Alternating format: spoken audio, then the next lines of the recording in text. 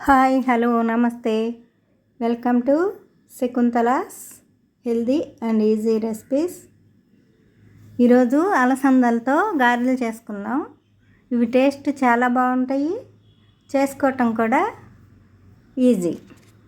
అలసంద గారెలు హెల్త్కి కూడా చాలా మంచిది, ఫైబర్ ఉంటుంది.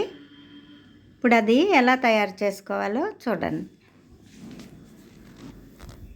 అలసందలో శుభ్రంగా 2 సార్లు కడిగి నేను నైటే నానబెట్టుకున్నాను.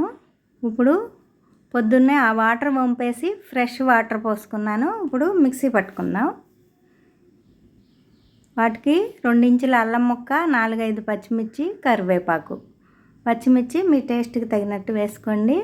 అల్లం ముక్కలు చేసి పచ్చిమిర్చి ముక్కలు చేసి ఫస్ట్ జార్లో వేసేసుకుని అలసందలు వేసుకోవాలి. వాటర్ రాకుండా వేసుకోవాలి. నేను 2 సార్లుగా మిక్సీ పట్టుకుంటున్నాను.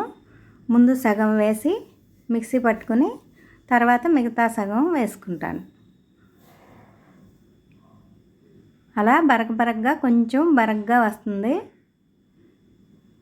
అలా పట్టుకుని వాటర్ ఏం పోయే అవసరం లేదు. రెండోసారి కూడా వేసేసుకుని మిక్సీ పట్టుకుని తీసుకోవాలి.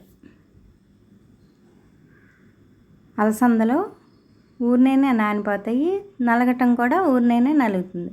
కరివేపాకు కట్ చేసి వేసుకుని రుచికి సరిపడా ఉప్పు వేసుకుని 1 అర స్పూన్ జీలకర్ర వేసుకోవాలి. మొత్తం అంతా కలిసేట్టు కలుపుకొని ఈలోపు నేను డీప్ ఫ్రైకి ఆయిల్ పెట్టుకున్నాను. ముందు పూజకి కొద్దిగా వేసేసుకుని తర్వాత ఉల్లిపాయలు వేసుకుంటే ఉల్లిపాయలు వేసుకున్నా బాగుంటాయి, ఉట్టిగా వేసుకున్నా బాగుంటాయి, అల్లం పచ్చిమిర్చితో అయినా బాగుంటాయి. చక్కంతా కలిపేసుకుని ఇంకా ఏమీ వేయవసరం లేదు, ఉట్టి అలసందలేను అలా రౌండ్ చుట్టుకుని హోల్ పెట్టి గారి వేసుకోవటమే.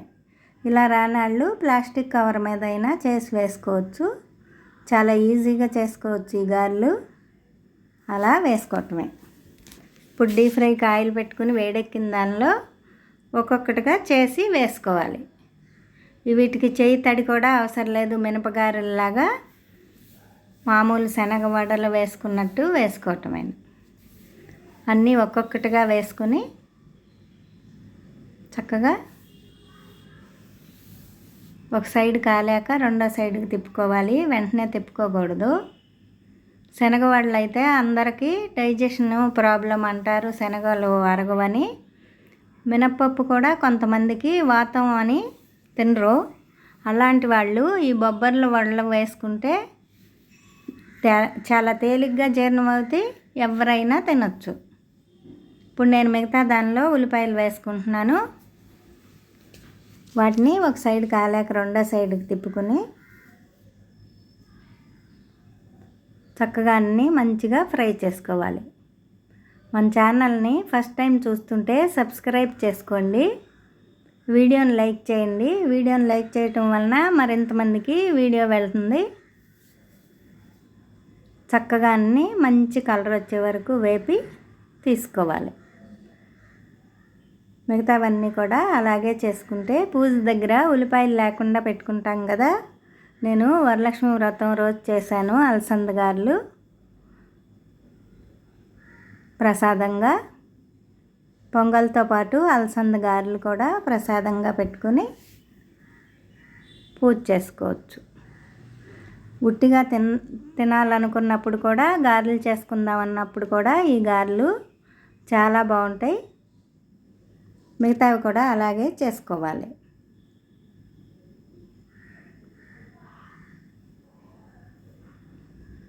చక్కగా అన్నీ వేసుకుని చక్కటి కలర్ వచ్చే వరకు కాల్చి తీసుకుంటే ఇవి పల్లి చట్నీతో అయినా, కొబ్బరి చట్నీతో అయినా, టమాటో చట్నీతో అయినా, అల్లం చట్నీతో అయినా, దేనితో అయినా బాగుంటాయి. పూజలప్పుడైనా, ఉట్టిగా తినాలనిపించిన బ్రేక్ఫాస్ట్కైనా, దేనికైనా అలసంద గారెలు చక్కగా చేసుకోవచ్చు. టేస్టీగా అలసంద గారెలు రెడీ. నచ్చితే లైక్ చేయండి, మీ ఫ్రెండ్స్కి షేర్ చేయండి. మన ఛానల్ని తప్పకుండా సబ్స్క్రైబ్ చేసుకోండి. మరొక మంచి వీడియోతో మళ్ళీ కలుద్దాం. Thanks for watching. బాయ్.